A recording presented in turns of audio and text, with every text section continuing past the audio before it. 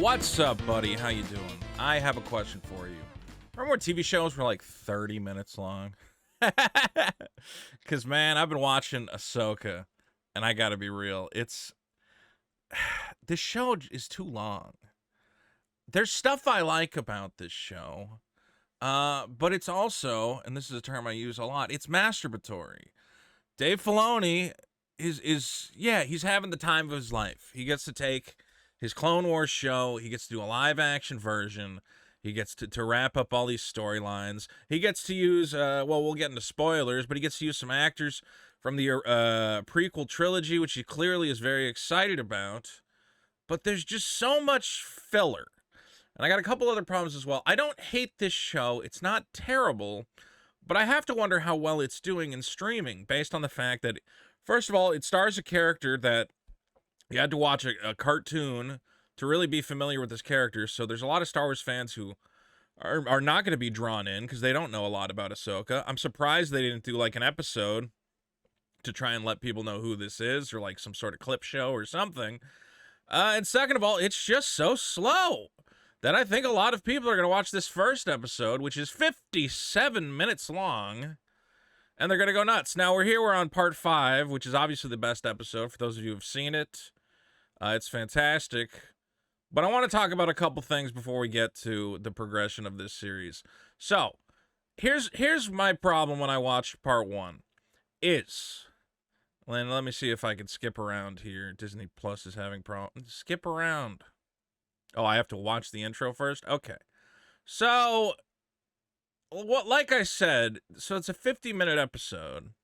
In this episode, Sabine, who is the rebel lady, I mean, I'm using rebel in the term like she's rebellious, I guess she's part of the rebellion, although now it's the new Galactic Empire or whatever the hell it's called, the New Republic. Okay, so she has to solve an orb. Is this the part where she has to solve an orb? No, she gets the orb here. Okay, so here's what you do. We already had this scene. This is Dave Filoni wasting my time. She goes back to her little hut. She looks at all her stuff. She pets her dog.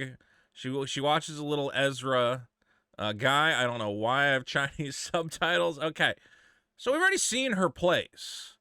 Now she's got to solve an orb. So what do? Again, we have the shot of her entering the house. Here, I'm trying not to get copyright struck, but the scene of her entering, talking to her dog about the orb.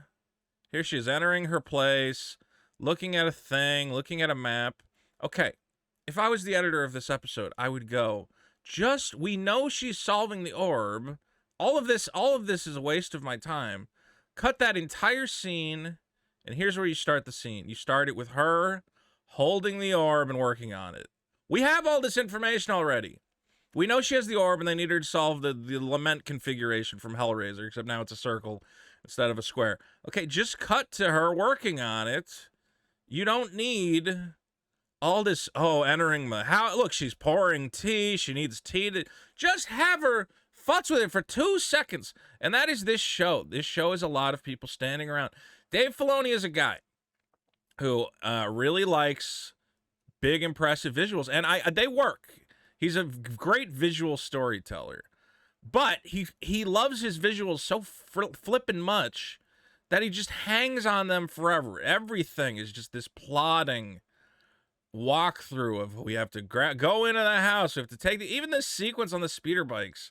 I mean, I guess that was pretty thrilling. He does good action scenes, but when comes time for the characters to do something, you're just sitting there watching her tap on a thing, looking at a thing.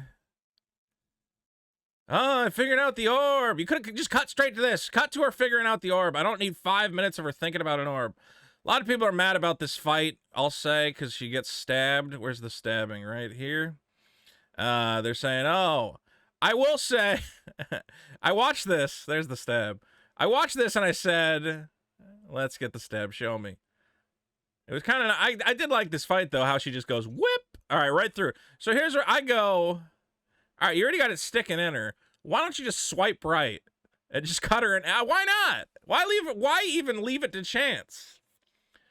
Swipe right. She still got her lightsaber held over her head. She could strike back. But guys, we have to be real here. A lot of people complaining about this scene about she should be dead. She can't die. Now you could have figured out a better way to have this. I don't know. But I think you have to forgive stuff like this in cinema. There's a lot of people who always go, well, that's not realistic. That's not realistic.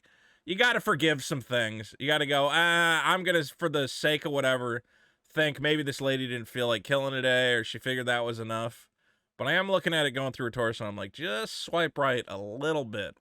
Now, here's something that drives me nuts about Dave Filoni. Is the man is an excellent visual storyteller, as I've said. And his, what do you call it? But his dialogue is so meat and potatoes that it drives me up a wall. Okay. So, like, here's the big thrilling space battle. And let's hear some of this dialogue. You almost got them. We almost got them. I have eyes on them. I have eyes on them. From here. We'll take it from here. What's working? Not much. Our backup kicked in, but we're dead in space. No hyperdrive, no cannons. We got incoming. Dave Filoni's writing always strikes me as the first draft of a script, where at a certain point you got to go in and you got to add a little poetry to it. You got to add some quips. I know people hate that. They go, I'm tired of the Marvel quips. You need a couple little quips. You need some like poetic dialogue. Like, oh, she's coming from above. I don't know. And then, well, we'll strike the belly of the beast from below. Whatever. That's just off the top of my head. Instead, this scene, I'm watching it. It goes, she's on my left. I've almost got them. I'm lining up my sights. It's just the most meat and potatoes writing. It's like boring. And here's the problem. That would be fine in a tightly edited show. A show that's just condensed down to just thrilling action, whatever else.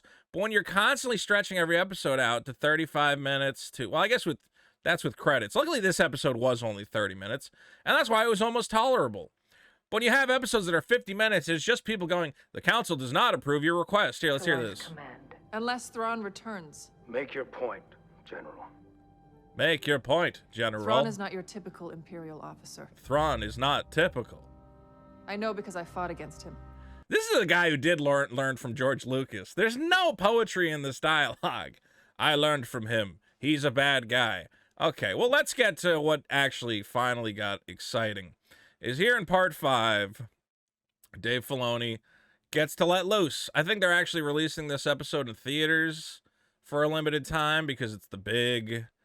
And this one I want to say I was going to forgive him for the length, but it should have ended. All right, we're going to get big spoilers. Obviously, there's a big spoiler there. You probably already knew it. Anakin's back. I think this facial de-aging technology is looking great to me. Anybody who nitpicks it, I don't get it. And Ahsoka right now is drowning and is going to have this weird little reunion with her master, saying, what is there for me to learn? All I've ever learned is how to be a soldier. This is where Dave Filoni almost is getting a little bit poetic. Or he's almost... Yeah, no kidding. I did like, this is the Clone Wars. Yeah, no shit. You tell me. All this Clone Wars stuff was great, even though it's drenched in fog and it's clearly on a green screen. Dave Filoni made it work. This was really exciting. It makes me wish that the prequel movies, which I'm not a fan. I know some people have learned to love them. This is what we wanted from those prequel movies. And he does get a little poetic waxing on about war and whatever else. Again, Dave Filoni never gets too poetic with his dialogue. But there was something about, seeing her former master and kind of reckoning with the idea, which they didn't touch on too deeply, but they kind of did, where if I'm everything you are, that means, I have some Vader inside me. Did I inherit this darkness from Anakin Skywalker? Which I find very interesting. And it was just... Look, Dave Filoni does visuals fantastically. This fight looked fantastic. It's in what is this, the Realm Between Realms or something? Obviously, people are very excited about this little... Or did I miss it? Hold on. Right here, this little bit. Whoa! It's Vader! Whoa! All right. I like that. Okay, but then 30 minutes in, the lightsaber battle ends. Okay, so all the fun stuff's done. 30 minutes in. Ahsoka wakes up on her bunk. Actually, it's 28 minutes in. You should have just cut it with her coming out of the water. That's it. Episode over. She's saved, and she said, you look to the camera, she says, I know where Ezra is, or I know, whatever. Have her give one line and then cut. Instead, we got another 20 minutes. And it's the longest, most excruciating fucking thing of, oh, there's space whales. Okay, you get one shot of the grandeur of the space whale. Dave Filoni just cannot, oh my God, space whales, oh my God. Oh my God, and there's a big one. Oh, let's see the big one. Look, the majesty. Look at how long it takes. 1, 2, 3, 4, 5, 6, 7, 8, 9, 10, 11, 12, 13, 14, 15, 16, 17, 18, 19, 20, 21, 22, 23. Okay, finally, the big reveal. It's too long. I don't want to sit here. I know you are. The audience knows what's going to happen. Okay, the second you have this shot of her standing on the thing, we all know that the big one's going to rise into frame. So just cut to it. Stop wasting my time. Again, I got to the end of this episode. I'm like, how do you have that thrilling lightsaber battle? And then you go back to space whales. Just droning on, and then, oh, the majestic space whales, and then here they are again. They're so majestic. I get it, Dave Filoni. You're wasting my time. Point is, guys, look, I don't hate Ahsoka. I think Dave Filoni's a talented guy. Again, I think the visuals of this show are good. But I want an edited version of this show that just cuts out the fat. I think this is a side effect of streaming. If this was on broadcast television, they would tell you get 25 minutes, 23 minutes you get. Because we got to put commercial breaks in here. Okay? Instead, on streaming, there's no rule. So they can just jam in as much crap as they want. And nobody is editing. A lot of shows have this problem where it's just cut it. Okay? Stop being so precious. Yes, I know you shot it and it looks nice and you don't want to waste it and you have all the CG effects and whatever else. But for the sake of the audience, if this was a more condensed show, there's so many shots of Ahsoka just folding her arms and saying nothing and staring off into space. If this was just cut down, this is a problem the Lord of the Rings show had. I think that's a lot of people complain about these shows and they say they're boring, they're plotting, and the problem is they're not tightening up the editing. And that's the bottom line. That's what I got to say, is that this show, it's good. It's a good, it's like worth watching. There's some cool stuff in it. It's definitely better than Obi-Wan. It's definitely better than Boba Fett. But I just want him to cut the fat, and hopefully future episodes live up to that part 5 with Anakin. I don't know how they will, but that's my hope. Well, guys, that's my take on Ahsoka. Thanks for watching. I know it's been a while without some videos, but we're back. We're firing on all cylinders. We got a lot of things going on. Don't forget, you can still get my comic book, Super Killer. Check it out at superkiller.org. I've been working on that, and honestly, it's taking up a lot of my time, so I hope you guys bear with me, but it is a big, exciting passion project, and I really want to do it right. So thank you to the audience. Thanks for coming by, and we got more cool videos coming soon.